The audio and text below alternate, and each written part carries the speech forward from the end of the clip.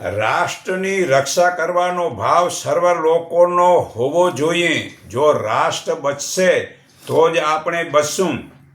તથા ભારતની સંસ્કૃતિ, સભ્યતા, આચાર વિચાર, રીત રિવાજ આપણા સંતાનોને શિક્ષાના અભ્યાસમાં જ ઈશ્વર ભક્તિ, રાષ્ટ્રભક્તિ, માતા પિતા, ગુરુ વગેરેની સેવા, ધાર્મિક, પરમાત્મા, આત્મા, પ્રકૃતિ, વેદ, ગીતા વગેરે આપણા મહાપુરુષોનું સાચું જ્ઞાન ભણાવો. સારા ઉત્તમ ગુણોનો સમાવેશ કરવો બહુ જરૂરી છે, જેનાથી આવનાર ભવિષ્યમાં સુખ, શાંતિ, સદાચાર, સેવા ભાવના વગેરે વર્તનથી રાષ્ટ્રનું કલ્યાણ થશે. તો બાળકોને શાસ્ત્ર જ્ઞાન અને શસ્ત્ર એટલે હથિયારનું જ્ઞાન જાણવું જરૂરી છે. ખાલી ક્રિકેટ રમવું તેથી તે હથિયાર નથી. અવતારી પુરુષો શ્રી રામ, કૃષ્ણ, પરશુરામ વગેરે પહેલાં આધ્યાત્મિક ભણીને હાથમાં ધનુષ, બાણ, ચક્ર, કુવાડી વગેરે હથિયાર રાખીને દુશ્મનોને મારતા હતા. અત્યારે ત્યારે રામરાજ ચાલતું હતું. અત્યારે કતલખાના, દારૂની દુકાનો, સિનેમા, ક્લબ વગેરે ત્યારે નહોતા રામરાજમાં એવડા. જો હાલમાં દુશ્મનો ઘરમાં બંદૂક વગેરે રાખે છે, ત્યાં હિન્દુના ઘરમાં એક ચૂલા જેવી લાકડીએ નથી. વળી ખાલી ભજન બોલવું ને ગાવું, નાચવું, દેશ વિદેશ ફરવા જવું અને વ્યસન અને ફેશનવાળા રાજાને પરશુરામે પૃથ્વી પર 21 વખત નક્ષત્રી કરી મારી નાખ્યા હતા.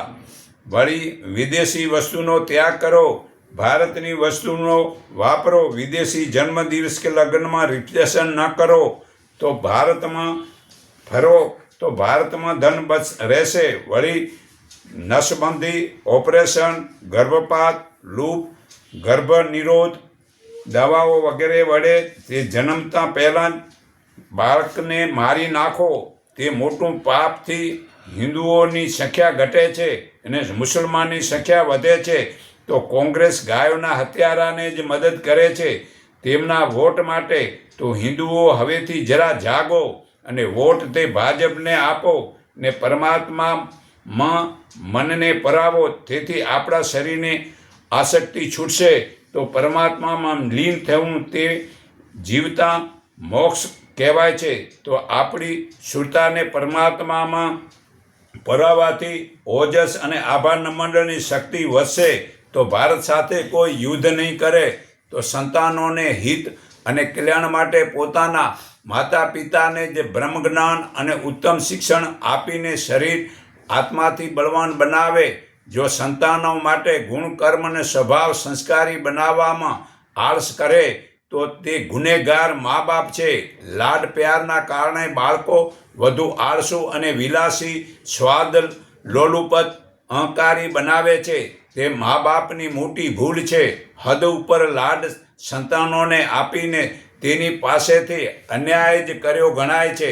બીજું કે માતા પિતાએ ક્યારે લડાઈ ઝઘડા ન કરવા જોઈએ અને ખોટા વ્યસન, ચા દારૂ ન પીએ અને ખોટી ફેશન ન કરે. કારણ કે જેથી બાળકો નાની ઉંમરે કે પેટમાં તે જોઈને જ બગડે છે. બાળકોને પહેલાં ગુરુકુળમાં મોકલો તો ચારિત્ર સંસ્કાર મળે છે. તેથી કુટુંબમાં ખૂબ જ પ્રેમ, શાંતિ, સદાચારી, સદ્ગુણની પ્રેરણા મળે છે. બાળકો એવા શુભ મહેનતના કર્મો પહેલાં નાનપણમાં કરાવો. પહેલાં જ હાથે કર્મ કરેલું હશે તો સહેમી અને ધનની કિંમત સમજશે. બાળકો તમે જે નોકરી કે પોતાનો ધંધો કરો તેમાં ધંધામાં પાસની પરીક્ષા એ જ છે કે જે શેઠ પાસેથી રજા માગો તે શેઠ તમને રજા ના આપે, પરંતુ પૂછે તમને પગાર ઓછો થતો હોય તો હું પગાર વધારી દઉં, તને જે જોઈતું હોય એ હું સગવડ કરી દઈશ, પણ તને રજા નહીં દઉં. તો તમે ધંધામાં સમજો પાસ થયા, સ્કૂલમાં પાસ થયા. આ ધંધાની સ્કૂલ પાસ કરવાની આ છે. કુટુંબના બધા પુરુષો ધન કમાનાર હોય તો તે ઘરમાં ભૂખ અને તરસ વગેરેથી દુઃખી નહીં થાય. જાતે કમાવાની મહેનત કરે તે જરૂરી ધનવાન ડરતો નથી. પરમાત્માએ મનુષ્યને આયુષ 100 વર્ષથી પણ વધારે આપ્યું છે. માટે મનુષ્ય સંયમ અને બ્રહ્મચાર્ય પૂર્વક રહે અને ખોટી રીતે મૃત્યુ ન થાય તો યોગ્ય આહાર વિહાર વડે પરમાત્મા મનુષ્યને આયુષ વધે છે. જીભને હંમેશા કાબૂમાં રાખો. અઠવાડિયામાં 1 દિવસ મીઠું અને ખાંડ વિનાનું ભોજન કરવું. તાજા ફળ ખાવ. તેમજ મન ભક્તિમાં લાગશે અને ધ્યાનથી ઓજસને તથા આભામાનનું કવચ વધશે. તો જ આપણે મતલબ કે સારું સમજ્યા છીએ. તો રાષ્ટ્ર બસે તો જ આપણે બસશું. તથા ભારતની સંસ્કૃતિ, સભ્યતા, આચાર વિચાર, રીત રિવાજ અપનાવો અને સાથે વિદ્યાર્થીઓને શિક્ષા અભ્યાસમાં ઈશ્વર ભક્તિ, રાષ્ટ્રભક્તિ, માતા પિતાની સેવા, ધાર્મિક જીવ, ઈશ્વર, વેદ વેદાંત, યોગ તથા આપણા મહાપુરુષોનું જ સાચું જ્ઞાન ભણાવો વગેરે સારા ઉત્તમ ગુણકરોનો સમાવેશ કરવો બહુ જરૂરી છે. જેનાથી આવનાર ભવિષ્યમાં સુખ શાંતિ, સદાચાર, સેવા ભાવના વગેરે વર્તનથી રાષ્ટ્રનું કલ્યાણ થશે. તો બાળકોને શસ્ત્ર જ્ઞાન અને શાસ્ત્ર જ્ઞાન જાણવું જરૂરી છે. અવતારી પુરુષોએ પણ શ્રી રામકૃષ્ણએ પણ મતલબ કે જે છે ને આ હથિયાર રાખતા હતા. તો આપણે અત્યારે જે છે એ પોતાને કામ આવે તેવું ભેગું કરો. પોતાની આયુષ્ય વધારે. મનુષ્યની ઉંમર નક્કી છે નથી. તો આયુષ્ય વધારવાનો ઉપાય શું છે જો જાણો. સાત્વિક ભોજન લો. યમ નિયમ ફરજ મુજબનું નિયમિત ફરજ મુજબનું ઈમાનદારીનું ક્રમ કરવો. બ્રહ્મચારીનું પાલન કરો.